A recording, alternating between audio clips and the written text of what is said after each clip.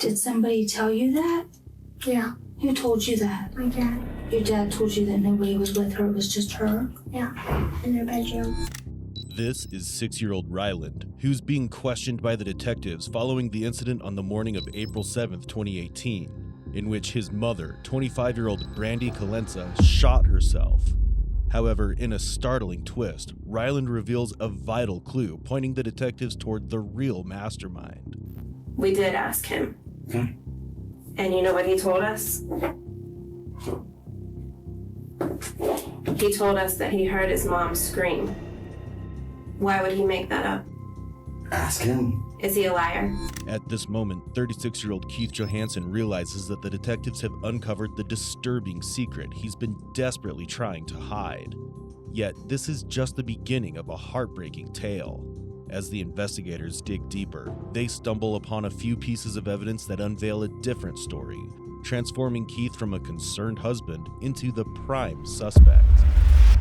Brandy Colenza and Keith Johansson had been married for a year and had recently moved into their new home. Brandy was a loving mother and wife, and to her, Keith was everything she had ever wanted.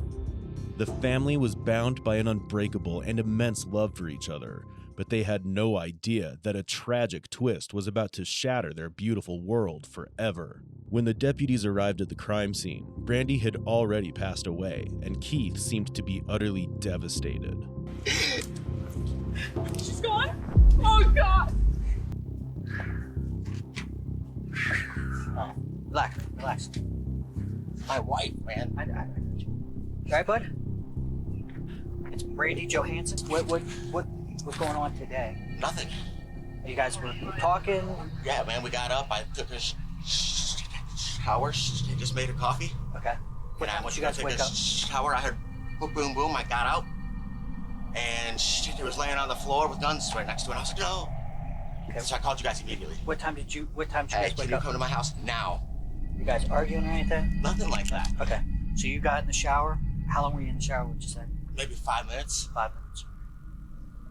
And I heard 5 boom, minutes. boom, but I thought it was a How balloon. many shots did you hear? 2. You heard 2? And I thought it was a balloon at first.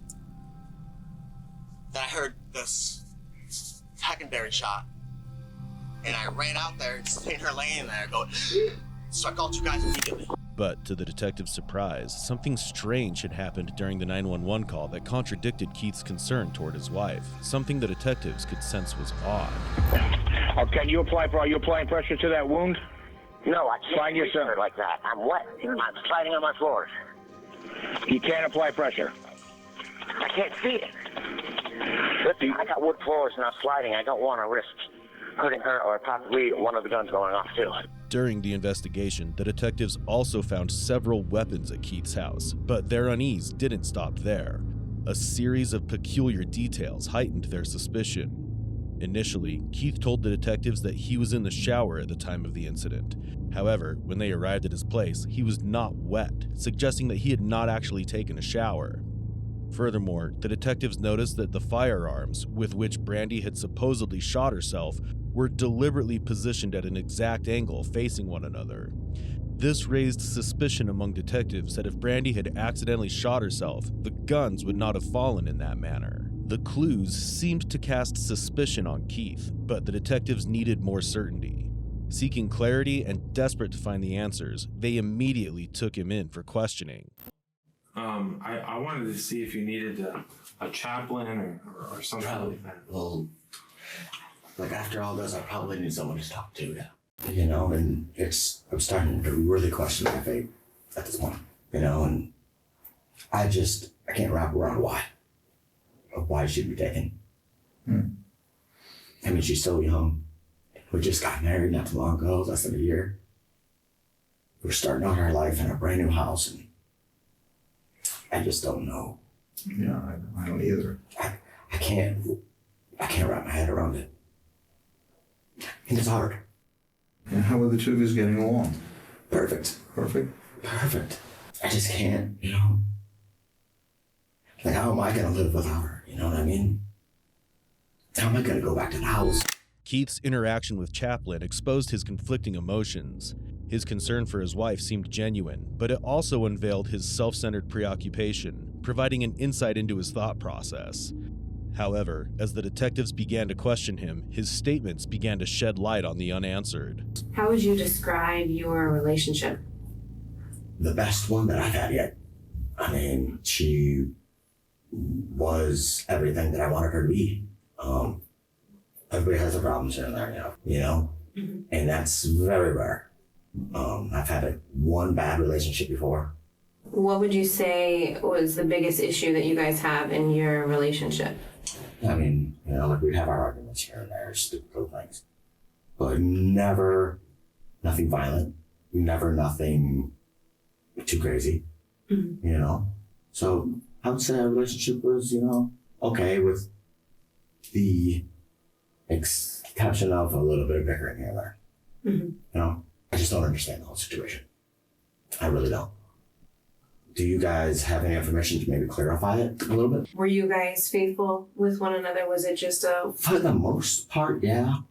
She had this online thing, you know what I mean, that she admitted to. I've been flirting online, but whoopee. Who cares? You didn't do nothing physically. Is there any chance at all that something different happened that you have not told us? None.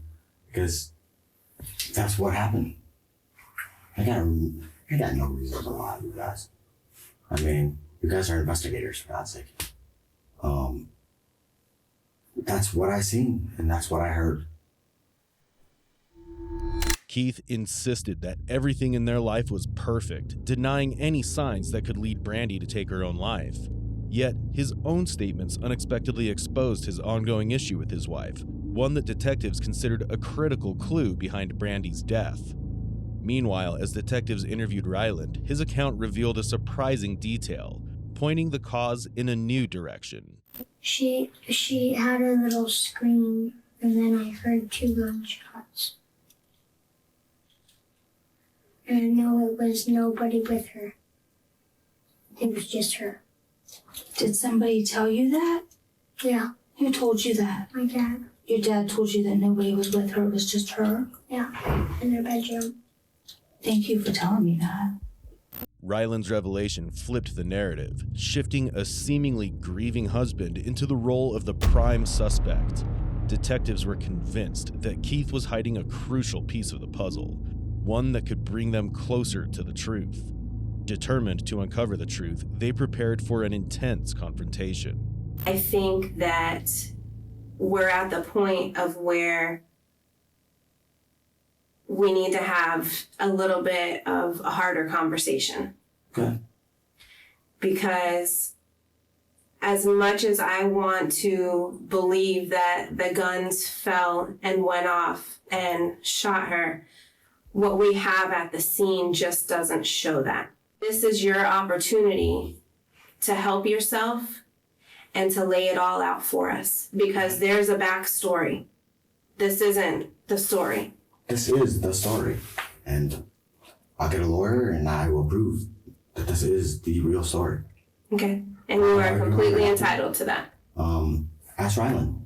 I mean, that's all that happened. We did ask him. Okay. And you know what he told us? Do you want to know?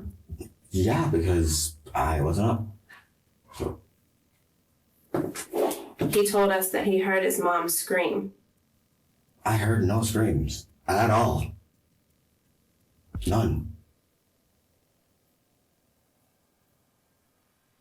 Why would he make that up? Ask him. Is he a liar? He has been known to tell fibs, yes. Does he tell you on the regular that his mom screams in the bedroom? No. Has he ever told you that his mom screams and it was a lie? No, not screaming, but he lies about a bunch of other different things. You can ask his real father, and he'll tell you that too. So why on this date would he lie about his mom screaming in the bedroom? You guys can try to pin whatever you want on me. She didn't scream. Listen, dude, nobody's trying to pin anything on you. I'm just telling you what I heard, man. That's it. What I heard, what I seen. I mean, if you're trying to pin something on me, why would I have called 911? You have a conscience. That's why. You love your wife. That's why. So why? Happens in the heat of the moment. You're not a bad person. You're not a monster. No. I am not saying that you're a murderer. No. I am not saying that you're a bad person. But what I am saying is, with my training, my experience, and the crime scene, the accident that you're laying out isn't the one that happened. Accidents And I happen. feel kind of offended. I feel offended too, if we're going to go to that level. I feel really offended that you guys can try to pin an accident on me. No. Oh, I thought that's what you were getting at with it. I was like, Not at all. When the detectives confronted Keith, his demeanor changed. He grew defensive and visibly offended by the detective's blunt approach. His reaction suggested he wasn't fond of her authoritative demeanor. When she probed his thoughts on justice for Brandy, his answer was bizarre and unexpected. Is there anything else that you can think of that you think is important for our investigation? As far as Anything, as far as getting justice for your wife?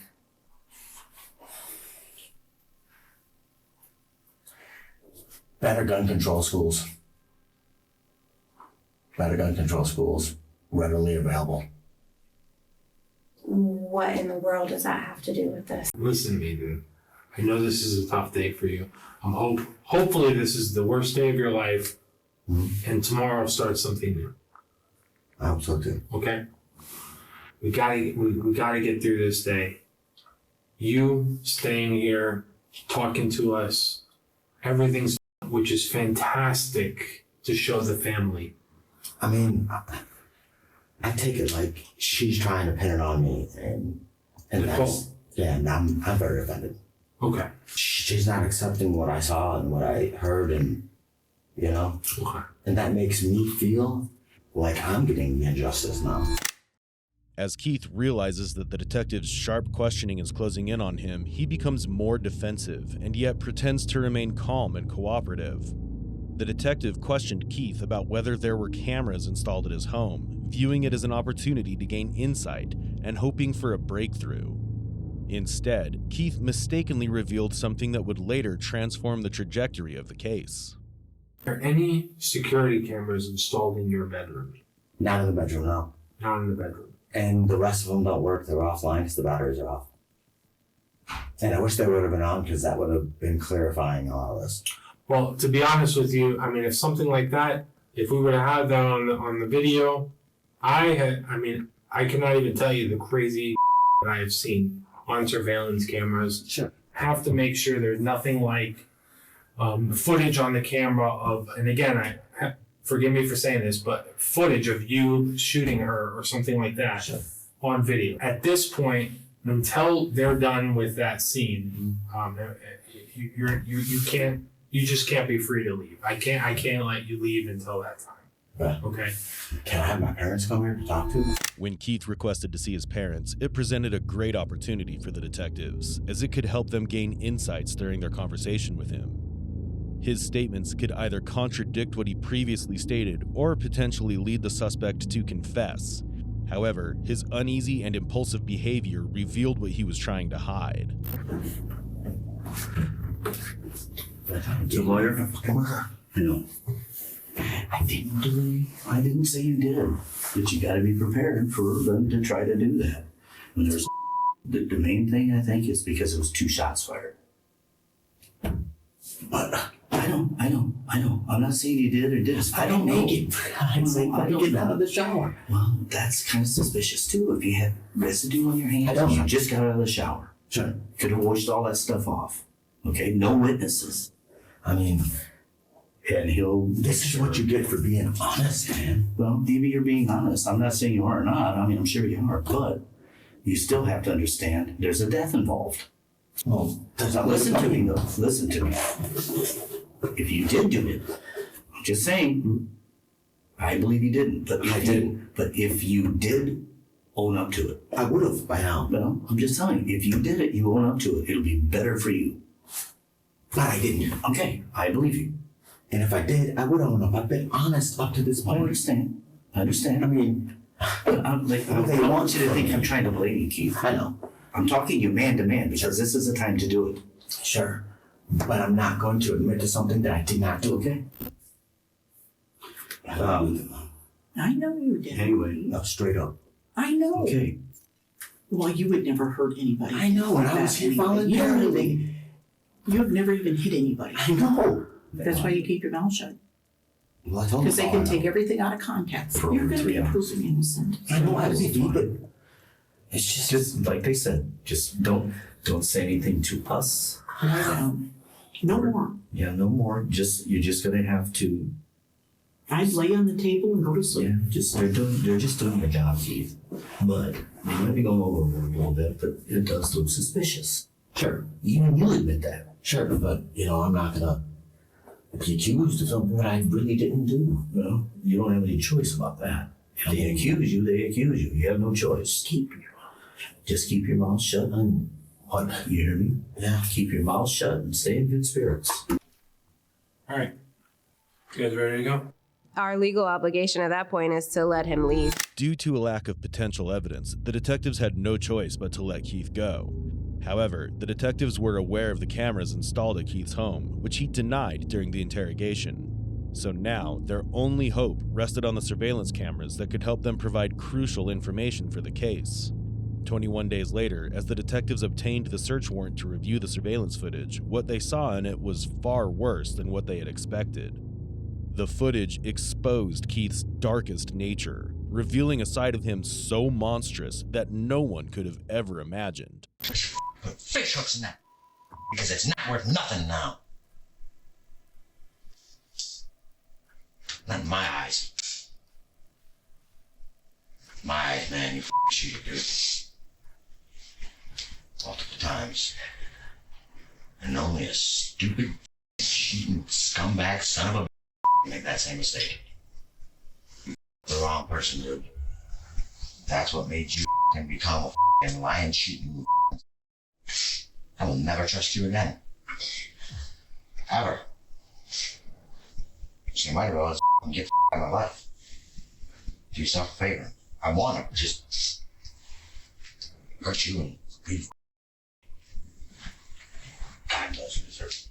I was not. Doing like this, you should have stayed the away from me, man. I don't know who you think I am. I thought I was. Dude, you up, man. Like bad. It's only a matter of time. You don't care about me. I do care. In what way? Yeah, you like me as a No. father figure, but you don't give a about me. Yes, I do. I'm gonna kill you and go back to jail. Maybe I'll make you take some sleeping pills and I'll cut off your quick. I'll go to jail for that. Jack figures it. You know what? I'm gonna leave it here to haunt you. Maybe one day you will. You and me, what I did. You drove me to think about it, man. My life, my living yours. The footage revealed the domestic, physical, and verbal abuse Brandy had endured before her life ended unexpectedly. The revelations Keith shared with the detectives were significant transgressions and not as minor as he tried to present them. However, this wasn't the only thing that shook the detectives to the core, but another shocking footage came into the spotlight. Keith adamantly claimed that he was with Brandy during her last moments, but the footage revealed a darker story. Instead of trying to save Brandy's life, he was caught hiding drugs to avoid suspicion, betraying his claim to love her more than anything. Everyone was stunned to discover the true nature of Keith. The person they had cherished and relied on was actually the monster behind this devastating event. Watching the videos of Keith belittling my sister, it was hard. I just wanted to get up and hug her. 3 weeks later, following the incident, Keith was finally arrested. Initially, he was charged with second-degree murder, but when the detectives discovered the footage, his charge was upgraded to first-degree murder. The stories Keith made up from the beginning till the end weren't over yet. During the trial, Keith realized that every piece of evidence had turned against him, so he came up with a new plan. Well, I woke up and I went to the living room to retrieve my pants because I was thinking about taking a shower. Then I pretty much was in the bathroom, took off my pants, getting ready to step into the shower, and I heard her say "boo," which is the nickname that she uses for me. So I go out there, and she had a weapon in her hand. She said that I was not her husband and I was plastic, and I had walked forward to her, trying to disarm her, and, well, I had grabbed my gun, the one that was in the box. Okay. Mechanic? Yes, correct. Okay. Then I started walking towards her, trying to, say, "Hey, man," and trying to bark orders and for her to drop it and to disarm her. And then she would not do so. So I got closer and I tried to grab it from her, and she lifted it up and a round went out of my gun on her. Then she cocked and swung as I'm retreating, and another round I pulled off because she was pointing a loaded weapon at me. From the beginning, all his efforts to save himself, believing he could outsmart the system, were futile, as all his claims were disproved. On October 28, 2021, the Flagler County jury finally reached a final verdict. We, the jury, find the defendant, Keith John Johansson, as follows to count 1 of the indictment. Guilty as charged as the crime of first-degree murder. Circuit Judge Christopher France convicted Keith to a lifetime in prison without the possibility of parole. After hearing the verdict, Brandy's sister delivered an emotional speech that conveyed her immense pain over the past years. Brandy wasn't just my sister. She was my best friend. And he just took her away and nobody was able to say anything. And being in jail is great for freaking him. He gets to live, as we still have to suffer inside with my sister gone and knowing and have to deal with Rylan growing up knowing his mom is not here with us. As we conclude today's case, it encourages us to reflect on an important question. What stops people from choosing a peaceful resolution over a destructive one when faced with conflict or dissatisfaction in a relationship? The footage revealed that Keith was unhappy in his relationship with Brandy. While he had the option to leave, which could have potentially saved her life, but instead of choosing the right path, he opted to embrace the darkness. Also, this footage provides an insight into the young girls suffering from domestic violence who remain silent, unaware of the worst consequences it can bring. What are your thoughts on this case? We would love to know them. Let us know in the comments section below. Also, don't forget to like, share, and subscribe to our channel for such fascinating videos. Until next time, stay aware and stay safe.